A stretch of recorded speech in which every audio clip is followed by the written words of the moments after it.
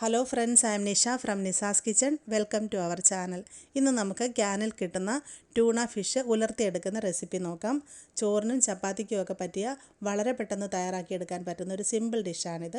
ഈ recipe try ചെയ്ത് നോക്കിയിട്ട് ഇഷ്ടമായാൽ മറക്കാതെ ചാനൽ സബ്സ്ക്രൈബ് ചെയ്യണം. ഇതിലേക്ക് ആവശ്യമായ ഇൻഗ്രീഡിയൻസ് എന്തൊക്കെയാണെന്ന് നോക്കാം. ട്യൂണ ഫിഷിൻ്റെ 2-3 ക്യാൻ എടുക്കാം. ഒരു ക്യാനിൽ 200 ഗ്രാമാണ് ഉണ്ടാകുക. ഞാനിപ്പോൾ ചില്ലി ഫ്ലേവറാണ് എടുത്തിരിക്കുന്നത്. സവോള ഒരെണ്ണം വലുത് ചെറുതായിട്ട് അരിഞ്ഞെടുത്തത്, തക്കാളി ഒരെണ്ണം ചെറുത് കട്ട് ചെയ്തെടുത്തത്, പച്ചമുളക് 2 എണ്ണം, ഒരു ചെറിയ കഷ്ണം ഇഞ്ചി നന്നായിട്ട് ചതച്ചെടുത്തത്, വെളുത്തുള്ളി 4 അല്ലി നന്നായിട്ട് ചതച്ചെടുത്തത്, കറിവേപ്പില 2-3 തണ്ട്, മഞ്ഞൾപ്പൊടി 1/2 teaspoon, hot chilli powder 1 table spoon, വെളിച്ചെണ്ണ ആവശ്യത്തിന്, ഉപ്പ് ആവശ്യത്തിന്. ഇനി നമുക്ക് പ്രിപ്പറേഷൻ നോക്കാം. ഞാൻ ട്യൂണയുടെ 2 ക്യാനാണ് ഓപ്പൺ ചെയ്തത്. അപ്പോൾ 400 ഗ്രാം. ഈ ക്യാൻ ഓപ്പൺ ചെയ്യുമ്പോൾ ഇതിൻ്റെ ഉള്ളിൽ കുറേ ഓയിലുണ്ടാകും. ആ ഓയിൽ നമുക്ക് ആവശ്യമില്ല. അപ്പോൾ അത് കംപ്ലീറ്റ് ആയിട്ട് ഡ്രെയിൻ ചെയ്യാനായിട്ട് ഇതുപോലെ ഒരു അരിപ്പ പാത്രത്തിൽ ഇട്ട് വെക്കുക. ഇതിപ്പോൾ ചില്ലി ഫ്ലേവർ ആയതുകൊണ്ടാണ് ഇതിന് ഈ ഒരു റെഡ് കളറ്. പ്ലെയിൻ ആയിട്ടുള്ളതാണെങ്കിൽ ഒട്ടും കളർ ഉണ്ടാവില്ല, വൈറ്റ് കളറായിരിക്കും. നമുക്ക് ഇഷ്ടമുള്ളത് ഉപയോഗിക്കാം. ഞാനൊരു പാന് സ്റ്റൗവിൽ വെച്ച് ചൂടാക്കിയിട്ടുണ്ട്. ഇതിലേക്ക് നമുക്ക് 2-3 ടേബിൾ സ്പൂൺ വെളിച്ചെണ്ണ ഒഴിച്ച് കൊടുക്കാം. കഴിയുന്നതും വെളിച്ചെണ്ണ ഉപയോഗിക്കുക, അല്ലെന്നുണ്ടെങ്കിൽ ഏതെങ്കിലും റീഫൈൻഡ് ഓയിൽ ഉപയോഗിക്കാം. ഓയിൽ നന്നായി ചൂടായി വന്നതിന് ശേഷം ചതച്ച് വെച്ചിരിക്കുന്ന ഇഞ്ചി, വെളുത്തുള്ളി, പച്ചമുളക് ഇട്ട് കൊടുക്കാം. ഇത് മൂന്നും കൂടെ നമുക്ക് ഒരു 2 മിനിറ്റ് ഒന്ന് വഴറ്റിയെടുക്കാം. കറിയിലോട്ട് ഇതിൻ്റെ എല്ലാം നല്ലൊരു ഫ്ലേവർ കിട്ടാൻ വേണ്ടിയിട്ടാണ്.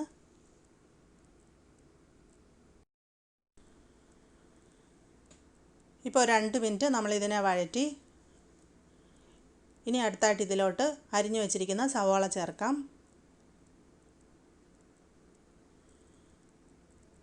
കുറച്ച് കറിവേപ്പില ചേർത്ത് കൊടുക്കാം. ഇനി ഇതിലോട്ട് കുറച്ച് ഉപ്പ് ചേർക്കാം. ഉപ്പ് വളരെ കുറച്ച് ആദ്യമേ ചേർത്താൽ മതി, കാരണം ട്യൂണയിൽ കുറച്ച് ഉപ്പ് കാണും. അതുകൊണ്ട് ഇപ്പോൾ കുറച്ച് ചേർത്തിട്ട് അവസാനം ഉപ്പ് നോക്കിയിട്ട് ആവശ്യമാണെങ്കിൽ വീണ്ടും ചേർത്ത് കൊടുക്കാം.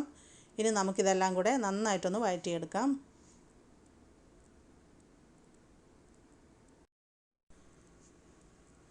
ഇപ്പോൾ സവാള നന്നായിട്ട് വഴന്ന് ഒരു ഗോൾഡൻ ഷെയ്ഡായി വന്നിട്ടുണ്ട്. ഇത്രയും വഴന്നാൽ മതി, ഒരുപാട് മൊരിക്കേണ്ട ആവശ്യമില്ല. ഇനി നമുക്ക് ഇതിനെ ലോ ഹീറ്റിലേക്ക് മാറ്റാം. ഞാനിപ്പോൾ തീ നന്നായിട്ട് കുറച്ചിട്ടുണ്ട്. 1/2 ടീസ്പൂൺ മഞ്ഞൾപ്പൊടി ചേർക്കാം. 1 table spoon hot chilli powder കൂടെ ചേർത്ത് കൊടുക്കാം. ഞാനിപ്പോൾ ചില്ലി ഫ്ലേവർ ട്യൂണ ആയതുകൊണ്ട് 1 ടേബിൾ സ്പൂൺ മാത്രമേ മുളക് പൊടി ചേർക്കുന്നുള്ളൂ. ഇനി നമുക്കൊരു 2-3 മിനിറ്റ് ഈ പൊടികൾ നന്നായിട്ടൊന്ന് മൂപ്പിച്ചെടുക്കാം. പ്ലെയിൻ ട്യൂണയാണ് ഉപയോഗിക്കുന്നതെങ്കിൽ മുളക് പൊടി 2 ടേബിൾ സ്പൂൺ ചേർക്കാവുന്നതാണ്. നമ്മുടെ എരിവിനനുസരിച്ച് അഡ്ജസ്റ്റ് ചെയ്ത് ചെയ്യുക.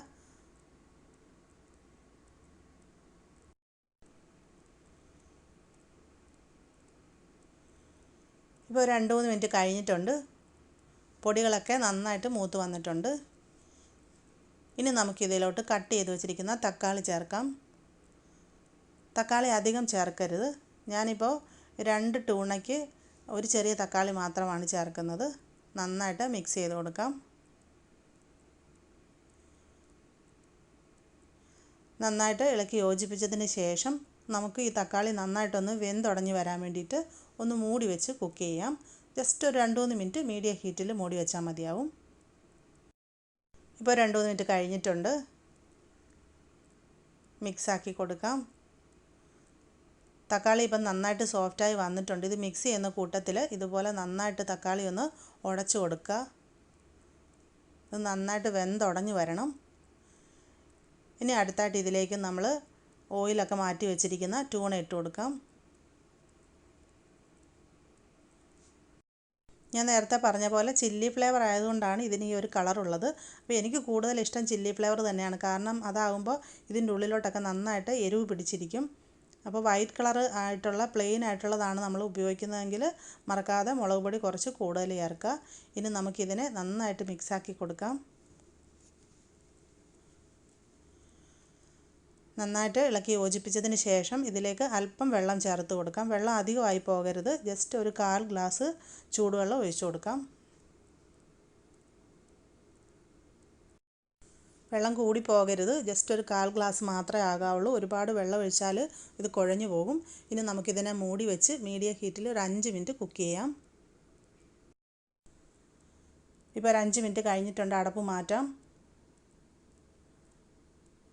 മിക്സ് ചെയ്ത് കൊടുക്കാം. ഇതിപ്പോൾ ഓൾമോസ്റ്റ് വെന്ത് വന്നിട്ടുണ്ട്. ഇത് ക്യാനൽ പ്രോസസ്സ് ചെയ്ത് വരുന്ന ട്യൂണ ആയതുകൊണ്ട് തന്നെ ഇതിന് വലിയ വേവൊന്നുമില്ല. ഇനി ഇത് മൂടി വെക്കാതെ ഇതുപോലെ തുറന്ന് വെച്ച് ഒരു 5 മിനിറ്റും കൂടെ ലോ ഹീറ്റിൽ കുക്ക് ചെയ്യണം. ഇതൊന്ന് ഡ്രൈ ആയിട്ട് വരണം. ഈ സമയത്ത് ഇതിൻ്റെ ഉപ്പ് നോക്കാം, ആവശ്യമാണെങ്കിൽ ചേർത്ത് കൊടുക്കാം. ഉപ്പ് കുറച്ച് കുറവാണ്, അല്പം കൂടെ ആഡ് ചെയ്ത് കൊടുക്കാം.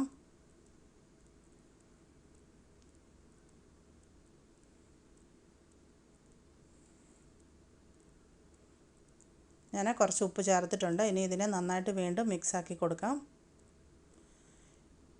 ഇനി ഇടവിട്ട് മിക്സ് ചെയ്ത് നമുക്കിതിനെ ഒന്ന് ഡ്രൈ ആക്കി എടുക്കാം.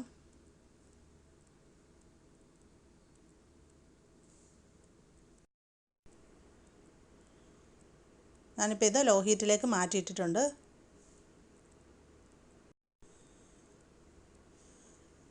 ഇപ്പോൾ ഒരു 5 മിനിറ്റ് കഴിഞ്ഞു. ഇപ്പോൾ ഇത് ഡ്രൈ ആയി വന്നിട്ടുണ്ട്. ഇതിൻ്റെ ഉള്ളിലിപ്പോൾ ഒട്ടും വെള്ളമൊന്നുമില്ല, നല്ല ഡ്രൈ ആയിട്ടുണ്ട്. ഇതിൽ കൂടുതൽ മൊരിയിച്ചെടുക്കേണ്ട ആവശ്യമില്ല. നമുക്ക് വേണമെങ്കിൽ ഇത് കുറച്ചും കൂടെ ഓയിലൊക്കെ ഒഴിച്ച് കുറച്ചും കൂടി ഇതിനെ ഒന്ന് മൊരിയിച്ചെടുക്കാം. പക്ഷേ ഇത്രയും മതിയാവും. കാരണം നമ്മൾ ചപ്പാത്തിക്കും ചോറിനും ഒക്കെ ഒരു സൈഡ് ഡിഷായിട്ട് എടുക്കുമ്പോൾ ഒരുപാട് ഉണങ്ങിയിരിക്കുന്നതിലും നല്ലത് ഇതുപോലെ ആക്കി എടുക്കുന്നതാണ്. നമുക്കിനി ഇതിനെ സെർവിങ് ഡിഷിലേക്ക് മാറ്റാം. അപ്പോൾ നിങ്ങൾക്ക് എല്ലാവർക്കും സിമ്പിളായിട്ടുള്ള ഈ ട്യൂണ റെസിപ്പി ഇഷ്ടമായിട്ടുണ്ടെന്ന് കരുതുന്നു. നമുക്ക് ചപ്പാത്തിക്കും ചോറിനും ഒക്കെ ഒപ്പം വളരെ പെട്ടെന്ന് ഉണ്ടാക്കിയെടുക്കാൻ പറ്റുന്ന ഒരു സിമ്പിൾ ഡിഷാണിത്. മറക്കാതെ ട്രൈ ചെയ്ത് നോക്കുക. ഇഷ്ടമായിട്ടുണ്ടെങ്കിൽ വീഡിയോയുടെ ലിങ്ക് നിങ്ങളുടെ ഫ്രണ്ട്സിനും കൂടെ ഷെയർ ചെയ്ത് കൊടുക്കുക. അതുപോലെ നമ്മുടെ ചാനലിനെ പറ്റിയുള്ള എല്ലാ അഭിപ്രായങ്ങളും നിർദ്ദേശങ്ങളും കമൻറ്റ് ബോക്സിൽ എഴുതി അറിയിക്കാൻ മറക്കരുത്. ചാനൽ ആദ്യമായിട്ട് കാണുന്ന എല്ലാവരും സബ്സ്ക്രൈബ് ചെയ്യണം, സപ്പോർട്ട് ചെയ്യണം. താങ്ക്